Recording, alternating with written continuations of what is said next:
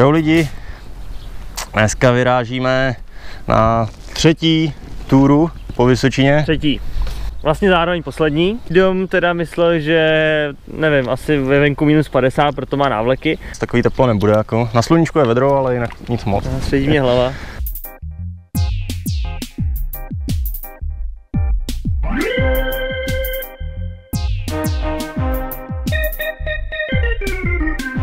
Dneska tam kopců za stolik není, dneska je to spíš rovinatější. Ale máme pro vás úplně mega specialitku, o který jsme ani nevěděli pomalu, že ji naplánujeme. A to je cyklokrosová trať na biatlonovém stadionu v Novém Městě. Tak, takže tam se mrknem. Třeba si dáme jeden okruh, mohla být trochu prdel. Snad se tam dostanem. Včera jsme se párkrát ztratili. Dneska máme teda naplánovaných víc tras jakoby polních cesty a takový ty malé cesty, tady ty cesty nám moc nejdou. No, včerejší kopec v lese nebyl nic moc, no, takže dneska se snad budeme držet nějakých lepších cest. Včera to bylo fakt jako tragédie trochu, no. Dokonce nám došla voda. No a teda jako prémie nakonec byly, protože jsme to stihli pod 7 hodin, ale asi tak nějak cca 6:55 to bylo, no, celkový čas s těma přestávkama. To byly samý vyhlídky a... Vyhlídky a mám sebou bez knedlíku. Ne, ale popravdě nejvíc jsme ztratili v tom kopci v lese, kde jsme museli tlačit ty kola, takže... Ale byl jsem tam udřený víc, než bych ten kopec asi šlapal. Dneska to zkoušíme s mikrofonem, tak snad bude ten zvuk lepší. Včera jsem byl línej ho vyndavat a připojovat to. Dneska vypadáme jak výjezdní tým České televize, protože vy jste viděli, co má Dominik namontovaný na té kameře. Jo, jsem omotaný drátama, aby jsme to zlepšili, tak uvidíme, jestli se to vůbec povede. Jestli to bude na hovno, tak teda na hovno, nebudeme mluvit prostě, že? Tak jestli to bude, jak se to říká, slušně, jestli to bude špatný, dejme tomu, tak za to se omlouváme, no. A každopádně udělali jsme pro to maximum, aby to bylo slyšet co nejlíp. Myslím, že to na úvod jsme toho řekli až. Takže teďko už nezbývá, než vyrazit na tu cestu. Máme tady nějaký auto. Jdeme závodit. Jdeme závodit.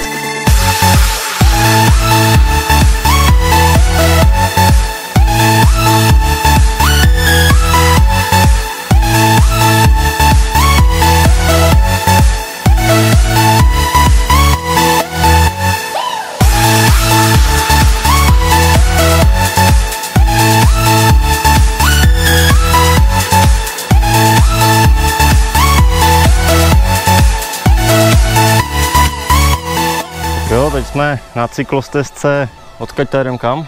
Takže jedeme z Malého Lísku do Kuklíku a jde tady přes les úplně superová cyklostezka. Dneska ta cesta je docela fajn. Trošku jsme to vytáhli zase do terénu, teď jedeme teda po svalce, která vede lesem. To tady super, samý zvíře. Jedna srna, jeden pták. Jedna srna, jeden pták.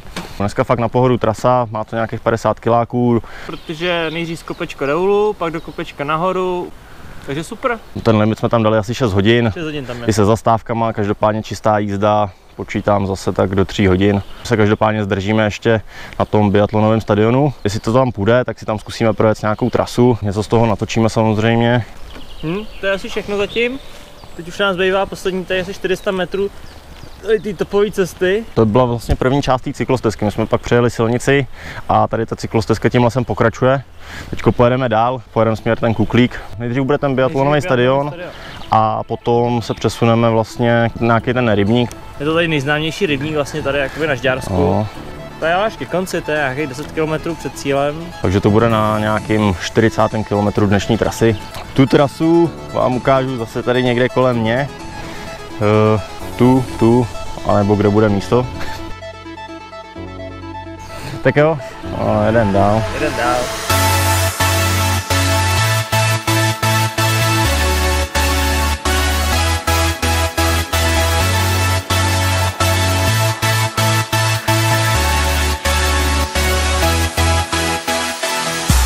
No a tady jsme pořád vlastně na té cyklostezce. On zadělá pičoviny zase.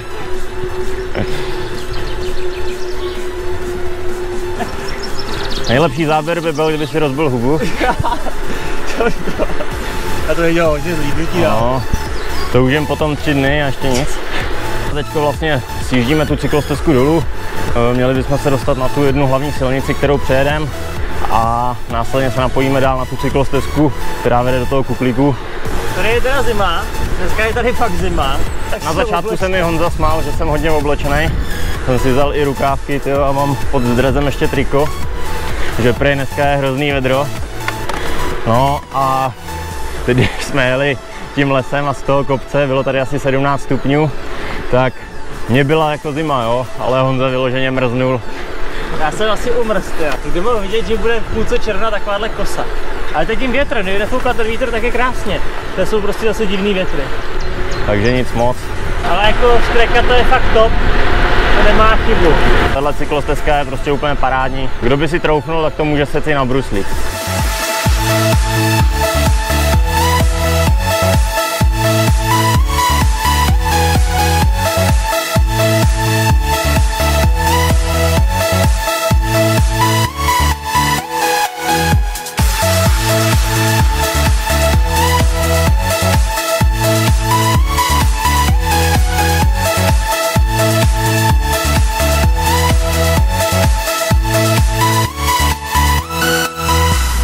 Honza vám chce ještě něco říct?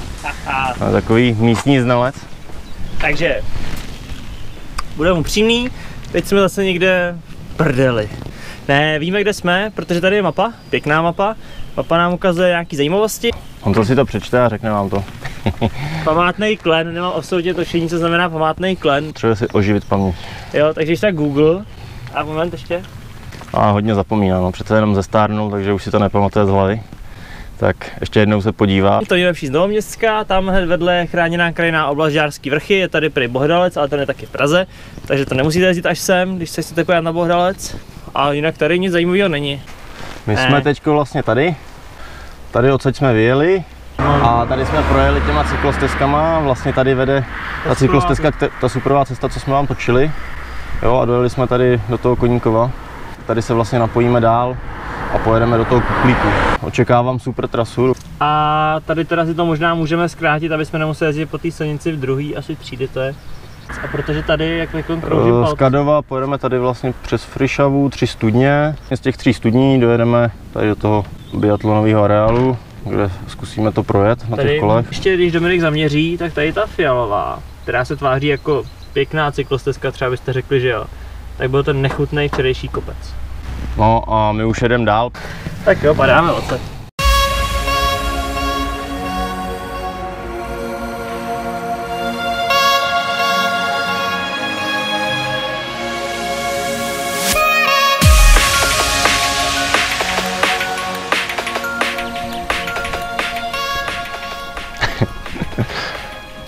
Básník by řekl, že nám došly slova. Tak, a teď už jsme vlastně v té biatlonové aréně. Tohle za náma jsou vidět ty tribuny. Tady vlastně zatím je střelnice. Tamhle na druhé straně vzadu, tam jsou tratě pro běžkaře. A nevím, jestli to vede tady. Ty běžkařský? Tady to. Tam za náma je ještě jako hotel, je tam nějaká restaurace. No a je tady vlastně spousta jakoby omezení, co se cyklistů týče. Což vlastně už jsme viděli na začátku v tom provozním řádu. Třeba tamhle zrovna je jakoby zákaz, tam už cyklisti nesmějí. No, každopádně není problém se sem dostat. Je tady spousta turistických tras, které se dají projít. Vedou tady různě tím lesem. No, my teď se pokusíme dostat tady přes ten les za náma. Tam vede vlastně nějaká stezka, tak to zkusíme projet.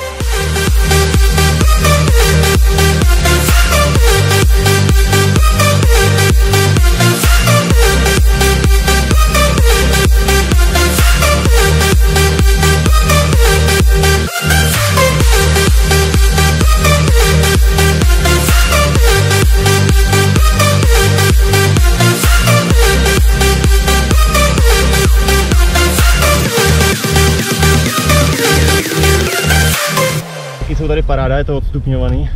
Tady zelený, červený, ty červený jsou docela slušný. Samozřejmě pro zkušený jezdce nic náročného asi, ale jinak jako zážitek super, no. Tak to jdem tady zkusit ještě něco projet, protože to nemá chybu. Tak jo, teď jsme dojeli na vrchol, tady vedou 2 ty single tracky. Jedna je modrá trasa, druhá červená. Tak my pojedeme znovu tu červenou, nemá to chybu, je to udělané hodně dobře. No, a místama se docela zapotíte. A uvidíme se dole.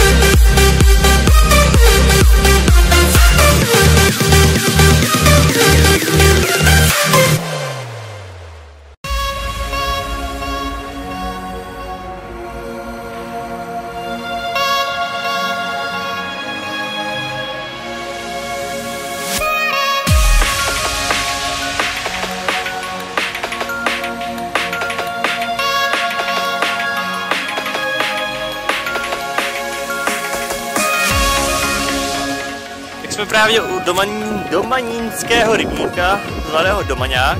Dominik akorát chystá kameru s mikrákem, aby to bylo víc slyšet. Jinak dneska to není úplně idoš, jako to bylo včera. Ta trasa přeci jenom nějak úplně neodsejpá, ale je to tady fakt hezký, že jo, léto, je teplo, tak je tady celkem narváno. Z písečního se sem krásně dostanete zadem lesem, což nás teď čeká. To jsme si na závěr nechali pěkně lesní cestu. Doufám, že bude aspoň stejně tak dobrá jako ta včerejší. Co myslíš, že bude stejně dobrá jako ta včerejší? Nevím, nechci odhadovat. Včera jsem doufal, jsem trošku zklamán. Tak to slyšíte. Dom včera doufal, já jsem taky doufal, ale nějak jsme si to nevydoufali. Jako víte, jak prostě nic zase člověk nevybere. Jako určitě teď, jak jsme najezdili docela nějakých pár kilometrů na těch single trackách v Novém Městě, to byla fakt pecka. A vidět, že to je takhle dobrý, tak normálně bych řekl, že si dneska zkrátíme tu štreku. Tak, jak říká Honza, kdybychom tušili, jak dobrý ty single tracky tam jsou, tak jsme tu dnešní trasu naplánovali trošku úplně jinak. Jeli bychom spíš jenom na ty single tracky, natočili bychom z toho víc videí. Takhle jsme na to narazili de facto trošku náhodou, ale byla to velká pecka, no. Byli jsme tam, já nevím, asi hodinu a vyblbli jsme se tam jako pořádně. Domanínský rybník za mnou. Sice na tu vodní nádrž Letovice to asi nemá, kde jsme byli včera, tam to bylo hezčí, ale to se nedá zase s rybníkem úplně srovnat. Pořád fouká. Každopádně, když stojíme, tak je teplo, když jedeme, tak je zima, ale jinak jako počasí nám docela vyšlo. No. No, počasí si člověk nevybírá, i když je červen. Hele, kachna. Tam zase vidí nějaký ptáky. No a to je víceméně vše, co jsme vám z dnešního dne chtěli ukázat.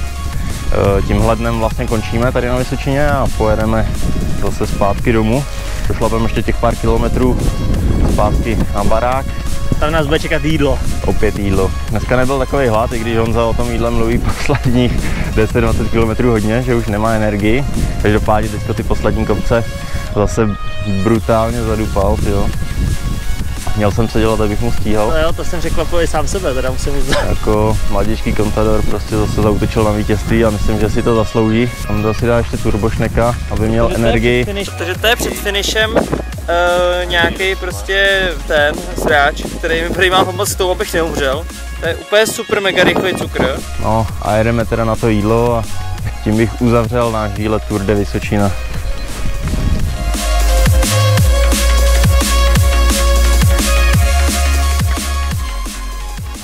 Tour de Vysočina 2017 je u konce. Akorát nám zapadá slunce. Romantika. To tady to sluníčko zapadá hrozně dlouho. zapadá. Teď to bude trvat neskutečně, kopec je velký a ono to zapadlo si za ten kopec. Ale vlastně ve skutečnosti to slunce ještě nezapadlo. Za obzor. Někdy. Čau.